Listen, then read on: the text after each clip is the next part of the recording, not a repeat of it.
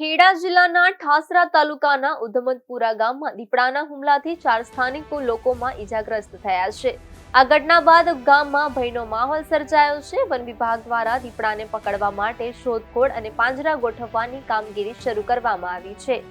ગામના સીમ વિસ્તારમાં દીપડો અચાનક દેખાતા લોકોમાં દોડધામ મચી ગઈ હતી. લોકોના ટોળાને જોઈને દીપડો ઉશ્કેરાયો હતો અને તેણે 4 વ્યક્તિઓ પર હુમલો કર્યો હતો. ઈજાગ્રસ્તોને તાત્કાલિક સારવાર માટે હોસ્પિટલ ખસેડાયા હતા. હુમલાની જાણ થતાં જ વન વિભાગની ટીમ ઘટના સ્થળે પહોંચી હતી અને દીપડાને પકડવા માટે તાત્કાલિક 2 પાંજરા ગોઠવવામાં આવ્યા હતા. આ ઘટનાને 20 કલાકથી વધુ સમય વીતી ગયો હોવા છતાં હજુ સુધી હુમલાખોર દીપડાની કોઈ ભાળ મળી નથી. ઉધમતપુરા સહિત આજુબાજુ ગામોના લોકોમાં ભારે ભયનો માહોલ સર્જાયો છે. જી સર, આપનો પરિચય? હું Vijay Patel, range forest officer, Thasra.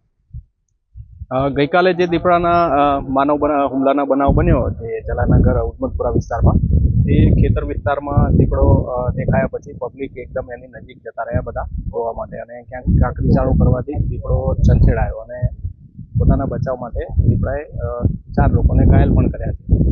એ ઘાયલ કર્યા સમાચાર મળ્યા ત્યારથી ટીમ અમારી સર્ચ ઓપરેશનમાં રાત્રે પણ હતી અને અત્યારે પણ સર્ચ ઓપરેશન ચાલુ જ છે. પણ દીપડો ક્યાંય જોવા મળ્યો નથી દિવસમાં. અને આપણા અહીંયા નજીકથી 4 કિલોમીટર દૂર જ કોતર વિસ્તાર મહીસાગર નદીનો આવેલો છે, તો દીપડો ત્યાં પણ નીકળી ગયો હોઈ શકે છે. એટલે અત્યારે કોઈ આજુબાજુના લોકોને કંઈ ગભરાવાની બિલકુલ જરૂર નથી.